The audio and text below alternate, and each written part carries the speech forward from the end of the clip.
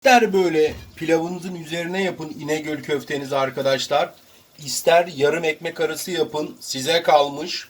Ama bugün sır gibi saklanan o İnegöl tarifini izleyeceksiniz tüm püf noktalarıyla. Hepinize şimdiden afiyet olsun. Başlıyoruz. Merhaba arkadaşlar, mutfağıma ve kanalıma hoş geldiniz. Bugün sizlere sır gibi saklanan meşhur İnegöl köftesinin tarifini vereceğim. Tarifin sonunda o kadar güzel bir köfte yiyeceksiniz ki, o kadar lezzetli olacak ki daha önce ben köfte yememişim diyeceksiniz. Bu kadar iddialıyım çünkü bu tarifi sürekli yapıyorum. Hem aile bireylerim hem de misafirlerim çok beğeniyor. Kendim dahi kendi yaptığım köfteyi çok beğeniyorum. Burada sizlerden ricam videoyu baştan sonuna kadar atlamadan dinleyin ve uygulayın. Çünkü çok püf noktalar var. Önemli ama basit, pratik, kolay bilgilerim var. Bunlara uymanızı rica ediyorum ki siz de evinizde aynı lezzete sahip olun diye. Şimdi ilk aşamamız 1 kilo kadar orta yağlı kıyma kullanacağım. Dana döşten 2 kez çektirdim kasabıma. Ama olabildiğince az yağlısını seçtirdim. Onu belirteyim. İkincisi de 200 gram kadar da kuzu kıyma koydurdum içerisine. 1 kilo dana döşüm var. 2 kez çekilmiş. 200 gram da kuzu kıyma koydurdum içerisine. Burada kıyma seçiminiz gerçekten çok önemli. Hani kasabınız sürekli alışveriş yaptığınız bir kasabınızsa size zaten bunu ayarlayıp verecektir. Yani İnegöl köfte yapacağınızı belirtirseniz size bunu ayarlayıp verecektir. İkinci aşamamızda arkadaşlar bir tatlı kaşığı İkinci aşamamızda arkadaşlar şu 1,5 tatlı kaşığı karbonatımı su bardağıma koyuyorum. 200 mililitrelik klasik su bardağı bu. İçerisine de limon ilave ediyorum. Karbonatı aktive etmesi için gördüğünüz gibi hemen köpürdü. 1,5 yemek kaşığı limon ilave ettim içerisine. Karbonatımı aktive etsin diye.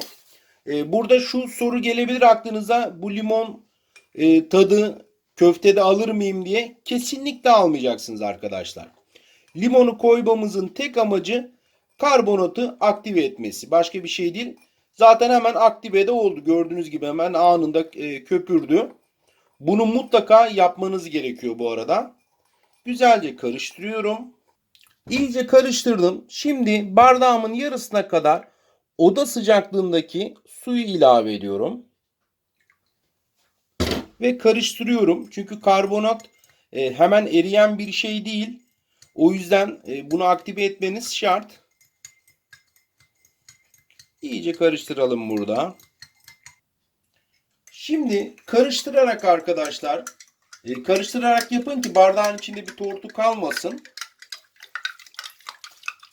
Suyumuzu, karbonatımızı kıymamızın içerisine koyuyoruz. Şimdi bunu aralıksız olarak 10 dakika boyunca hiç ara vermeden yoğuracağız arkadaşlar. Bu kıymamız tamamıyla elastik bir yapıya sahip olacak. O noktaya kadar yani bütünleşecek tamamıyla. Şu an bakıyorsunuz parça parça kıyma. Kıyma tamamıyla elastik bir hale gelene kadar 10 dakika boyunca ara vermeden yoğuracağız. Kıymamızın tamamıyla bütünleşmesini sağlayacağız. Arkadaşlar 10 dakika boyunca kıymamı güzelce yoğurdum. Bütünleşik bir hal aldı. Böyle bir macun kıvamına geldi artık. Şimdi koyacağım baharatları koyabilirim içerisine. Bir tatlı kaşığı kadar tuz ilave ediyorum. Yarım çay kaşığı da toz tatlı biber koyuyorum arkadaşlar. Şimdi arkadaşlar başka baharat ilave etmeyeceğim. Bunun sebebi fazla baharat ilave ederseniz, başka baharatlar da ilave ederseniz baharatlar köftenizin önüne geçer. Hani İnegöl köfteye fazla bir baharat eklenmez. Hiç eklemeyenler de var. Ben sadece yarım çay kaşığı toz tarçın ilave ettim. karabiber, pul biber vesaire ekleyenler de var ama benim tarifime göre yapın siz. Gerçek İnegöl köftesini yiyeceksiniz çünkü. Şimdi yarım çay bardağından biraz fazla ekmek rendesi ekliyorum içerisine. Galeta unu eklemeyin ama yarım çay bardağından biraz fazla ekmek rendesi koydum içerisine. Ben bayat ekmeklerden atmıyorum. Onları böyle köftelerde kullanıyorum. Şimdi yine yoğurmaya devam ediyoruz. 2 dakika kadar yoğursam yeterli burada. Evet arkadaşlar, kıymamız gördüğünüz gibi istediğimiz gibi bütünleşik oldu. İstediğim kıvamda bu bir macun kıvamına geldi.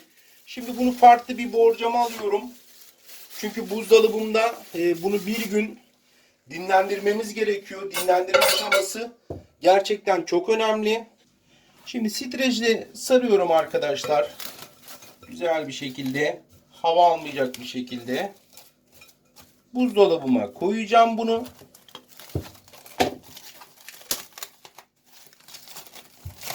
Bir gün dinlendireceğim. Buzdolabımda bu şekilde kapalı vaziyette. Etimizin çünkü gerçekten İnegöl köfteyi orijinal lezzetiyle yemek istiyorsanız dinlendirmeniz gerekiyor. Şimdi bunu buzdolabına koyuyorum. Dinlendikten sonra devam edeceğiz. Orta boy soğan içerisine koyacağım. Soğanı normal rendede rendeleyin önce.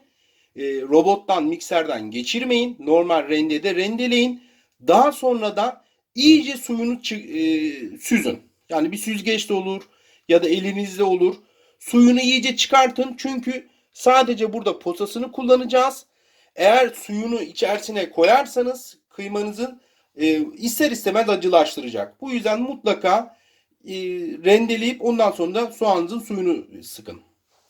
Yaklaşık bir 5 dakikada böyle bu şekilde yoğuracağım arkadaşlar. 5 dakika sonra da artık kıymamız hazır hale gelecek. Evet arkadaşlar, artık köftelerime şekil verme sırası geldi. Biraz da su aldım. Çünkü elimi de şöyle biraz ıslatacağım. Çünkü kıymalar elimize de yapışmasın diye. Evet, şimdi kıymamı alıyorum arkadaşlar. Şöyle bir de poşet koydum. Daha rahat çıksın diye köfteler açıkçası arkadaşlarım.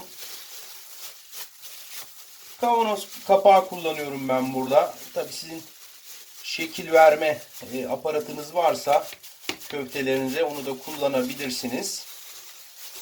Ben burada kavanoz kapağından şu an yararlanacağım. Pratik de oluyor açıkçası yani.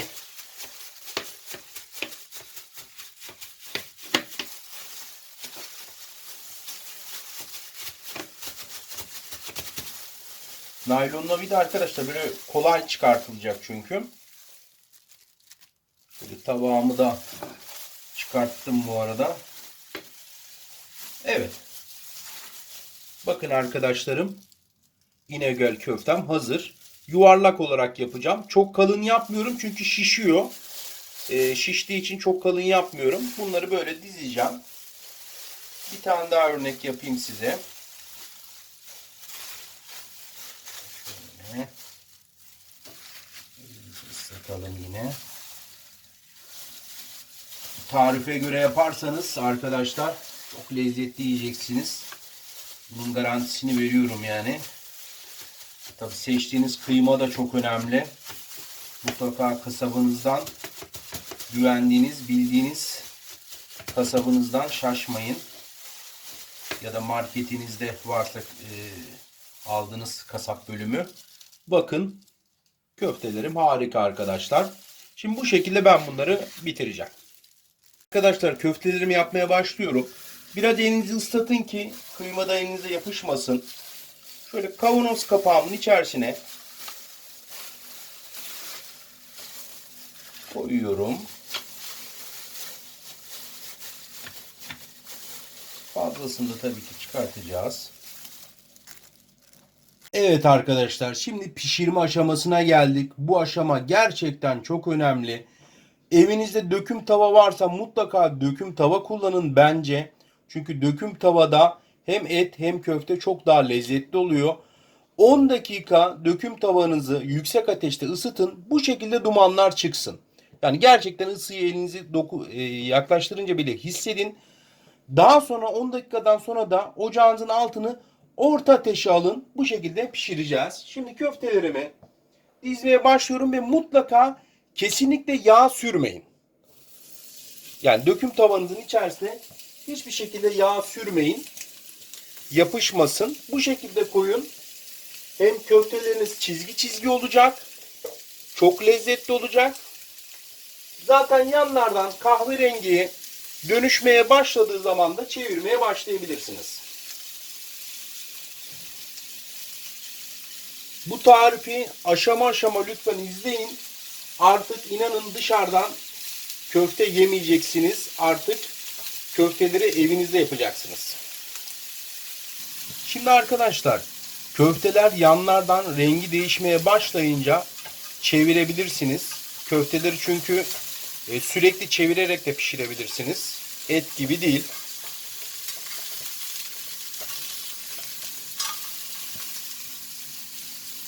Şimdi yarım ekmeğimi de hazırlamaya başlıyorum arkadaşlar. Bismillahirrahmanirrahim. Var ya, o kadar güzel kokular geliyor ki şu an burada. Mükemmel.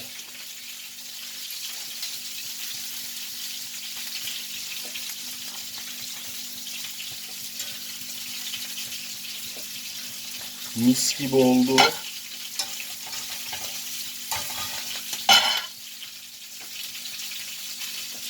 Şimdi biraz da soğan salatamdan koyuyorum. Pul biber ve soğan salatası koydum. Üzerine de şöyle birazcık ince domates ilave ediyorum. Ve köfte ekmeğim hazır arkadaşlar. Gördüğünüz gibi şöyle yaklaştırayım da harika oldu bence. Hepinize afiyet olsun.